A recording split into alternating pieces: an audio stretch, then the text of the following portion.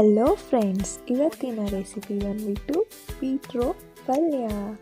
ಸಖತ್ತಾಗಿದೆ ಅಲ್ವಾ? ಇದಕ್ಕೆ ಬೇಕಾಗಿರೋ ಇಂಗ್ರೀಡಿಯೆಂಟ್ಸ್: ಎಣ್ಣೆ, ಸಾಸಿವೆ, ಕಡಲೆಬೇಳೆ, ಅಚ್ಕಾರದ ಪುಡಿ, ಸ್ವಲ್ಪ ಉಪ್ಪು, ರುಚಿಗೆ ತಕ್ಕಷ್ಟು ಈರುಳ್ಳಿ ಕಟ್ ಮಾಡ್ಕೊಂಡಿರೋದು, ನೆಕ್ಸ್ಟ್ ಒಣಗಿದ ಮೆಣಸಿನ್ಕಾಯಿ, ಆಮೇಲೆ ಕರಿಬೇವು, ತೆಂಗಿನಕಾಯಿ ತುರಿ, ಇದೆಲ್ಲ ಬೇಕಾಗುತ್ತೆ.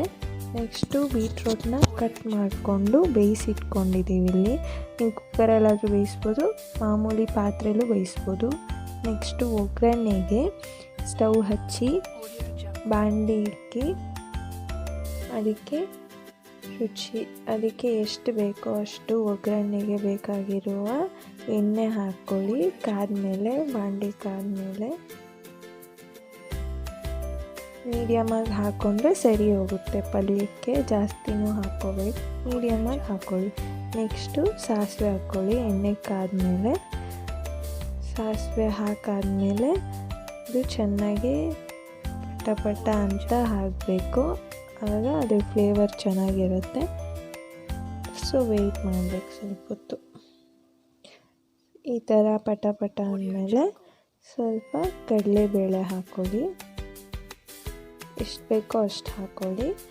ಇದು ಮೀಡಿಯಮ್ಮಾಗಿ ಲೈಟ್ ಗೋಲ್ಡನ್ ಬ್ರೌನ್ ಆಗಬೇಕು ಅಷ್ಟೇ. ತುಂಬ ಆಗಿಬಿಟ್ರೆ ಸೀದೋಗುತ್ತೆ. ಸೊ ನೋಡ್ಕೊತಾ ಇರಬೇಕು ನೀವು ಕಡಲೆಬೇಳೆ ಹಾಕಿದಾಗ, ನೋಡ್ಕೊಂಡು. ನೆಕ್ಸ್ಟ್ ಬಂದುಬಿಟ್ಟು ಈರುಳ್ಳಿ, ಕಟ್ ಮಾಡ್ಕೊಂಡಿರೋ ಈರುಳ್ಳಿ ಒಂದು ಹಾಕ್ಕೊಂಡ್ರೆ ಸಾಕಾಗುತ್ತೆ. ಈರುಳ್ಳಿನೂ ಫ್ರೈ ಮಾಡ್ಕೋಬೇಕು ಚೆನ್ನಾಗಿ ಆಯಿಲಲ್ಲಿ, ಎಲ್ಲನೂ ಬಾಡಿಸ್ಬೇಕು ಈ ಥರ. ನೆಕ್ಸ್ಟ್ ಬಂದುಬಿಟ್ಟು ಸ್ವಲ್ಪ ಒಣಗಿದ ಮೆಣಸಿನ್ಕಾಯಿ, ಕರಿಬೇವು ಚೆನ್ನಾಗಿ ಹಾಕ್ಕೊಂಡು ಮಿಕ್ಸ್ ಮಾಡ್ಕೊಳ್ಳಿ. ಕರಿಬೇವು ಹಾಕಿದ್ರೆ ಚೆನ್ನಾಗಿರುತ್ತೆ ಫ್ಲೇವರು. ಹಸಿ ಮೆಣಸಿನ್ಕಾಯಿ ಬದಲು ಒಣಗಿದ ಮೆಣಸಿನ್ಕಾಯಿ ಹಾಕ್ತಿದ್ದೀವಿ. ನೆಕ್ಸ್ಟು ಬೀಟ್ರೋಟ್ ಬೇಯಿಸ್ಕೊಂಡಿದ್ದೀವಲ್ಲ ಅದನ್ನು ಹಾಕ್ತಾಯಿದ್ದೀವಿ. ಆಮೇಲೆ ಇದು ಬೀಟ್ರೋಟ್ ಬೇಯಿಸಿರೋ ನೀರಿರುತ್ತೆ ನೋಡಿ, ಅದನ್ನು ನೀವು ಇಟ್ಕೊಬೇಕು. ಸೊ ಅದನ್ನು ಹಾಕ್ಬಿಟ್ಟು ಸ್ವಲ್ಪ ಹೊತ್ತು ನೀವು ಬೇಯಿಸ್ಬೇಕಾಗುತ್ತೆ. ಒಗ್ಗರಣೆಯಲ್ಲೂ ಸ್ವಲ್ಪ 5 ನಿಮಿಷ ಬೇಯಿಸಬೇಕು, ಆವಾಗ ಚೆನ್ನಾಗಿರುತ್ತೆ ಪಲ್ಯ.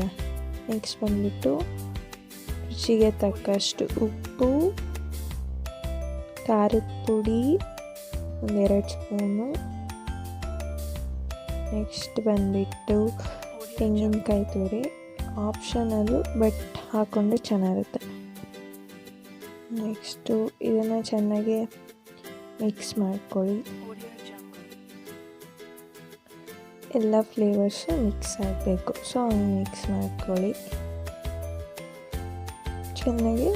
ಮೀಡಿಯಮ್ ಫ್ಲೇಮಲ್ಲಿ ಬೇಯಿಸ್ಕೊಳ್ಳಿ.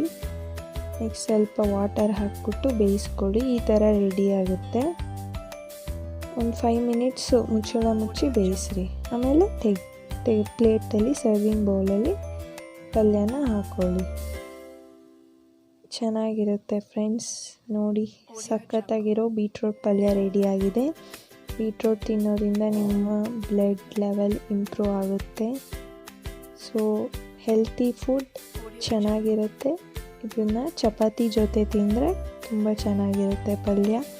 ಅನ್ನಕ್ಕೂ ತಿನ್ಬೋದು, ಬೇಳೆ ಸಾರಿಗೆ, ಚಪಾತಿಗೆ ಹಾಕ್ಕೊಂಡ್ರೆ ಇನ್ನೂ ಚೆನ್ನಾಗಿರುತ್ತೆ. ನೋಡಿ ಫ್ರೆಂಡ್ಸ್, ನಮ್ಮ ವಿಡಿಯೋ ಇಷ್ಟ ಆಗಿದರೆ ಲೈಕ್ ಮಾಡಿ, ಶೇರ್ ಮಾಡಿ, ಸಬ್ಸ್ಕ್ರೈಬ್ ಆಗಿ ನಮ್ಮ ಚಾನಲ್ಗೆ. Thank you for watching.